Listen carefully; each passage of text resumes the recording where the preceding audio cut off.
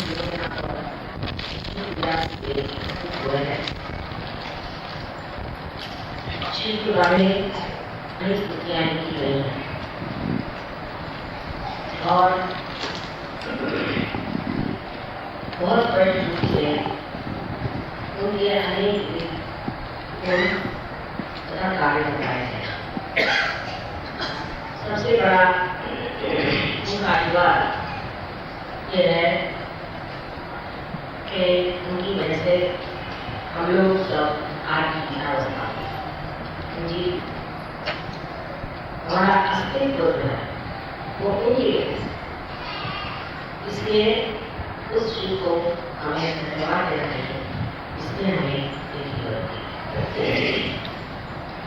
इस जीवन का जो मध्यकाल है वो ब्रह्मा के और विष्णु के सहारे चलता है, लेकिन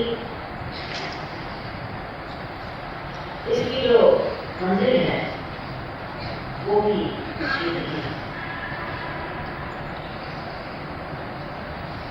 जिनके और हमें अग्रसर होगा। पहले शिव के गुणों को पालन करना है। सबसे प्रथम उनका गुण है क्षमाशील। वो सिर्फ क्षमा ही है, लेकिन उस क्षमा का बहुत से राक्षस हुए दुरुपयोग। उन्होंने बहुतों राक्षसों को क्षमा करने से आशीर्वाद, लेकिन उसका दुरुपयोग राक्षस हुए।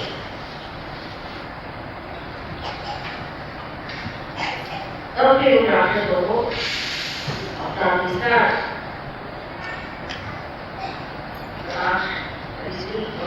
करके उन्होंने उनके क्षमा का हमें अभिप्राय करना है, न कि उन्हें दूसरे प्रकाश। सर्वों में आते ही लोग पहले दूसरा प्रकाश फैलाते हैं और प्रेम को समझते हैं। पहले प्रेम करना, जब प्रेम पूर्णतया खरित होता है विश्व में, तब उसमें निरपेक्षता, जब हम सब चीजों से प्रेम करता है, सबसे प्रेम करता है, तो उनको अपने अंदर समा लेता है, लेकिन वो किसी के अंदर समाता है। जैसे कि सर्वसाधारण मनुष्य है, वो है छोटी छोटी चीजों को ये मेरा करके उसको सारा है, उसके लिए लड़ाई लड़ा देगा, उसके लिए अपना आत्मसम्मान खो देगा, उसके लिए हर तरह की हरकत ऐसी करेगा जिससे उसको बाद में लज्जित हो। लेकिन जो मनुष्य हर चीज से प्रेम करता है वो उसे अछूता है, यानी वो उस चीज की हमेशा शुभकामनाएं ही करता है, उसके प्रति हमेशा उसके मन में हितकारी भावना उठेगी। वो ये सोचेगा कि इसका मेरे कारण अहित हो रहा है। जैसे एक बाप है अपने बच्चे को लड़ा, तो वो उसे प्रेम नहीं कर, वो उसका अहित कर। प्रेम हितकारी होना चाहिए, ये सबसे बड़ा एक नियम है। जब प्रेम से बच्चे का अहित हो रहा है तो वो प्रेम। शिव में शक्तियां हैं वो हमारे अंदर नहीं है, ये जानना चाहिए। और इसलिए उनके प्रेम की कोई भी मर्यादा नहीं। उन्होंने राक्षसों से भी प्रेम किया तो बात की, लेकिन उनके पास ऐसी एक इसकी आंख है कि जो सर्व राक्षसों को एक साथ भस्मसात। आपके पास तो ऐसी आंख नहीं, इसलिए शुरू में जो सरल सहज लोग हैं उनसे प्रेम करिए, फिर उनसे कठिन लोगों से प्रेम करिए। एकदम राक्षसों से प्रेम करना कोई फायदेमंद चीज। राक्षसों के प्रति आपको उदासीन होना है। उनसे लड़ने झगड़ने से भी वो राक्षस नहीं है, या उनसे नाराज होने से भी आपका सिर्फ अहंकार है। इसलिए उनकी ओर प्रेम की दृष्टि ऐसी होनी चाहिए जिससे आप उदासीन रहें, या उनके प्रति एक तरह से आपको दया चाहिए कि भाई क्या है, तो राक्षस और हम तो दरबार में बैठे हुए हैं और ये लोग राक्षस। ये भावना जब आपके अंदर जागृत हो जाएगी तब शुद्ध प्रकार का शिव जो है एक प्रेम साक्षात प्रेम, और प्रेम भक्ति और ज्ञान के समन्वय से।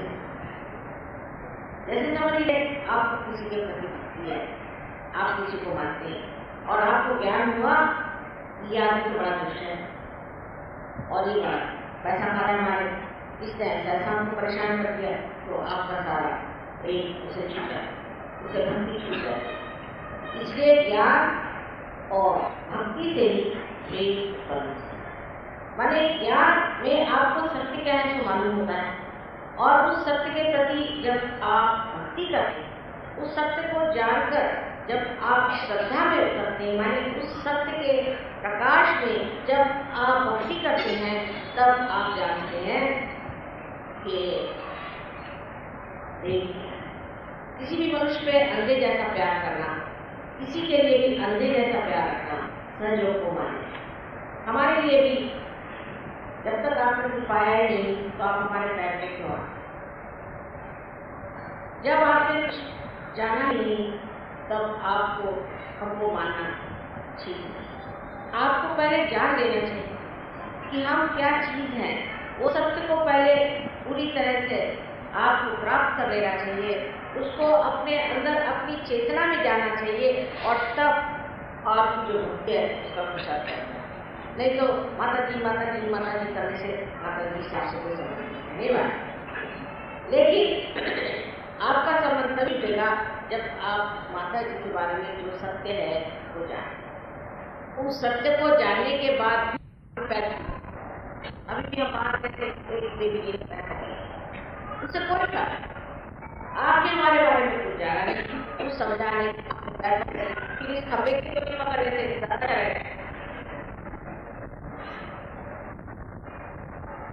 हमारे महाराष्ट्र में तो बीमारी है, उनको दर्शन देना चाहिए।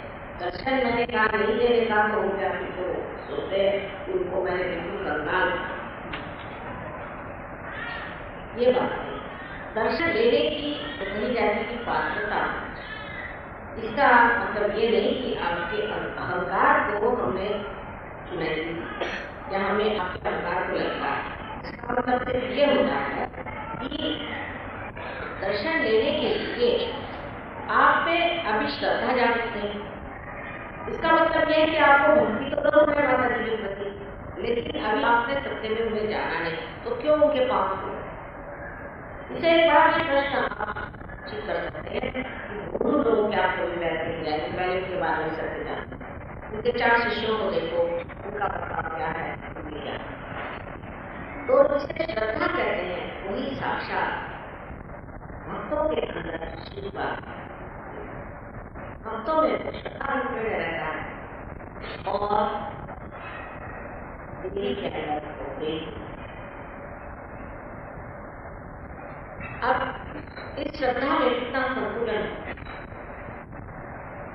लेकिन शिव तत्व का संतुलन बहुत कम होता है, क्योंकि वो अलग है, उन्होंने कभी अवतरण नहीं किया, उनको जानने का कभी नहीं, इसलिए उस तरह का स्थान जिसे कहते हैं, उस एक काल्पनिक चीज को इस तरह से जाना है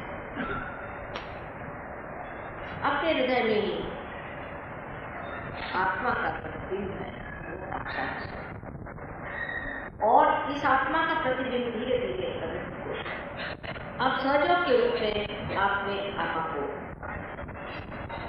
सहयोग में आपने अपने शिष्य को जाना, पढ़ा, उस सत्य को समझने के बाद अब आप इस दशा में आते हैं कि आप श्रद्धापूर्वक इस सत्य के सहारे उतर सकते हैं। लेकिन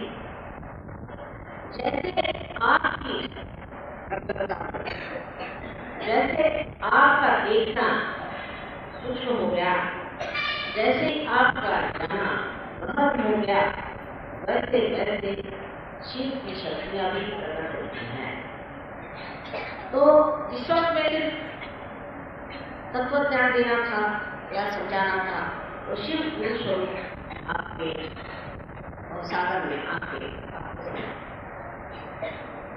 आज के समय में आपको जान लेना चाहिए कि शिव जो है रुद्र है, उनकी एक शक्ति रुद्र की है, उसमें से 11 आज का है। जो लोग सहयोग के विरोध में कार्य करेंगे उन पे इस प्रकाश का, जो लोग सहयोग में आकर और राक्षसी प्रवृत्ति दिखाएंगे उन पे इस एकादशी का असर आएगा। पहले जो चीज आप जानते हैं कैंसर में एकादशी बहुत प्रबल होगा। इसी प्रकार जो लोग सहयोग में आकर और आपस में झगड़ा करेंगे, एक दूसरों पर वैमनस्य करेंगे, वैर करेंगे या सहयोग के प्रति जागरूक नहीं होंगे, उसमें सम्मिलित नहीं होंगे या कलेक्टिव में नहीं आएंगे, उनके लिए भी एकादश की शक्ति कार्य है। जितनी वो आपके लिए सहायक है उतनी ही शिव की शक्ति आपके लिए मारक होती है। शिव की शक्ति आपके लिए सहायक है कि आपको बहुत सहन में उतार देगी, आपको प्रेम से भरेगी और सबसे बड़ी चीज आपके जीवन में आनंद लाए, आपके रोम रोम में आनंद समाए, हर क्षण आपका आनंद है। ये तो शिव की शक्ति हुई, पर जब आप शिव के विरोध में चलेंगे, शिव से प्रताड़ना करेंगे, तो यही शक्ति आपको मारक होगी, जिसे हम तो जिस शक्ति से आप आकर्षित हुए हैं, जिस शक्ति से आप रख रहे हैं, वो शक्ति आपको छोड़ देगी और आप कंप्लीट है। इसलिए जैसे जैसे आपकी प्रगति होती है वैसे वैसे सहयोग को बहुत छुपाना है। सहयोग में हर तरह के लोगों के लिए दरवाजे खुले हैं, जो चाहे सो इसमें आ। इसका ये मतलब नहीं कि हर एक आदमी का बना सहयोग नहीं है। सहयोग की तो कोई भी आदमी अपने ऊपर पार्टी लगा कर सहयोग यहाँ कोई सर्टिफिकेट तो मिलता नहीं है, लेकिन याद रखना चाहिए कि जब हम सहयोग में आए हैं तो हम कहाँ तक इसके लिए कुछ देने की है। यहाँ बॉम्बे वालों को मैं हमेशा कहती हूँ, तुम लोग बॉम्बे से हट नहीं, आज यहाँ पर इतने लोग आए हैं। यही पूजा बहुत पास में हुई थी, बहुत हुई है। अरे यहाँ से वहाँ पर खर्चा करके कौन जाएगा, माँ हमारे घर में आएगी। फिर शिव शक्ति आप पर असर है, और शिव जो शक्ति जब आपके असर मारेगी तो आप आश्चर्य में करेंगे कि भाई हम तो सहयोग करते हैं, अपने घर में बैठ करके हम देवी को पूजा करते हैं। आपसे तो सेंटर में भी नहीं जाया जाता, यहाँ से आप अलीबाग पर कैसे जाएंगे? मुंबई वाले तो मिलते ही नहीं, समझते मिलता है यहाँ। जिस चीज में जम रहे हैं, दफ्तर में जाना है, काम करना है, पैसे कमाना है, ये वो बच्चे टका वो सब महत्वपूर्ण है। और सहयोग जो है उसी प्रकार शिव के लिए भी आपसे कभी हो जाएंगे और धीरे श्री हो जाएंगे, तो पता नहीं कौन सी दशा है। शिव तत्व में जकड़न पूरी तरह से उसमें जकड़ जाए, उसमें पूरी तरह से विलय होना चाहिए, सारी तरह से अपने को भुला सब चीजों से वहां पर शिव तत्व है ये जब जाना तभी शिवरात्रि की पूजा हुई। इसमें जैसे उन्होंने कहा कि माया बड़ी छवि से कभी से हुआ करती, मतलब ये कि शिव तत्व जो है वो महत्वपूर्ण है। पाकिस्तान की पीछे बात करें, इसके पीछे बात करें, और सहयोग में आपके लिए बहुत से प्रलोभन रहेंगे, बहुत लोगों को एकदम से पैसा मिल जाएगा, नौकरी मिल जाएगी, ये हो जाएगा, वो हो जाएगा, बच्चे हो जाएंगे, दुनिया भर की चीज़ें वो करने के बाद भी अगर आप प्रलोभन में पड़ गए और तो भी आप गलत संदेश करते हैं तो शिव का तत्व लेकर अपने प्राण खींचेगा और आपके भी प्राण खींचेगा। इसलिए मैं आज आपको सबको देखूंगा और ये आपके इशारा वार्निंग है कि जो लोग सहयोग में आए हैं वो अपने जीवन को स्वच्छ रखें, अपने व्यवहार में शांत, अपने चित्त को स्थिर करें। ये बहुत जरूरी। अगर आपका चित्त इधर उधर टाल मटोल कर रहा है तो इस चित्त को आपको जरूरी है कि आप ध्यान से सम्मिलित होकर के, सामूहिक होकर के अपने अंदर शिव की स्थापना करें, और तीसरी चीज है कि शिव के तत्व को सबसे ऊंचा समझिए और सब चीजों से आपने राक्षस छोड़ गंदगी छोड़। इसका मतलब नहीं अब एक साथ भाई देखो सब चीजों प्यार हो गए और जाकर गंदगी उठा के सकते हैं, मामला तो गंदगी से प्यार। इन सब के बीच में शिव जो है आपके अंदर इतने रूप है जिससे कि आपके अंदर विश्लेषण आ सकता है, ध्यान सकते हैं करना है। ये ठीक है या ये करना चाहिए क्या? अगर आपको मालूम नहीं तो आप मुझसे पूछिए, तो मुझे मैंने सोचा ये करना है तो भाई किसे हम पूछें, क्योंकि शिव का तत्व इतना प्रखर है, इतना भयंकर ध्यान, और इससे मुझे हमेशा डर लगता रहता है कि अभी मेरे बच्चे पढ़े नहीं, ठीक से हुए नहीं, रास्ते पे आए नहीं, और कहीं शिव जी यहाँ करते गई तो सभी दमा जाएंगे कल है। इसलिए बहुत जल्दी है कि हम लोग बहुत अच्छे बच्चे बने, विशेष रूप से शिव देखकर, और जो लोग बुरे हैं खुश हैं उनसे अपने से जुड़े, अपने को ठीक करें, अपने को बढ़ाएं। हर बार ये प्रश्न आता है कि सहयोग ने तो हमारे लिए बहुत किया, हमने सहयोग के लिए किया है। रोज एक कम से कम किसी का तो सहयोग करें और नहीं कुछ बना, चलो सर्च के लिए एक किसी का पता। इस तरह से जब आदमी सोचेगा जिन्होंने सहयोग के लिए क्या किया, कलेक्टिव के लिए क्या किया, तो शिव को भी लगेगा कि यहाँ बच्चे बड़े हुए हैं, पनपने दो और चले। इस शिव के तत्व से बहुत बच गया। आत्मा का तत्व जब तक आपने पाया नहीं तब तक आप अज्ञान, ज्ञान होने पर भी अगर आप सांप को छूइएगा तो आपको सांप काटेगा। आपने कभी सुना नहीं हुआ किसी जानवर को सांप करेगा, बैल को या गाय को, क्योंकि सांप बंधन में है और गाय भी बंधन में। बिच्छू नहीं काटते कभी, घोड़े कभी गाय को काटते नहीं, गाय कभी घोड़े को काटते।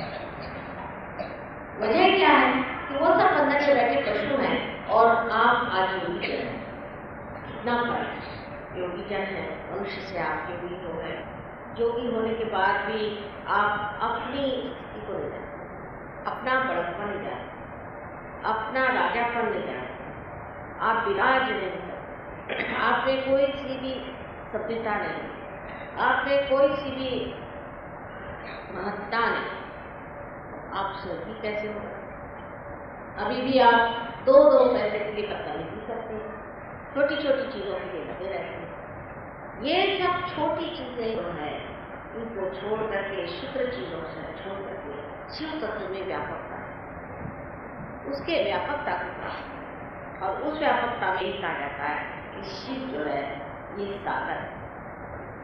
सागर है और उस सागर में हमें घूम जाना है, और सागर जैसे ही व्यापक, वो व्यापकता जब तक हमारे चरित्र में नहीं आएगी तब तक अपने को संजोगी रहना है। मैं स्वयं ही जब कभी देखती हूँ तो मुझे तो कभी कभी बड़ी ग्लानि, क्या मैंने सहयोगी क्या इस कीचड़ में इतना सब समझ के लिए क्या साथ में बैठे रह जाओ।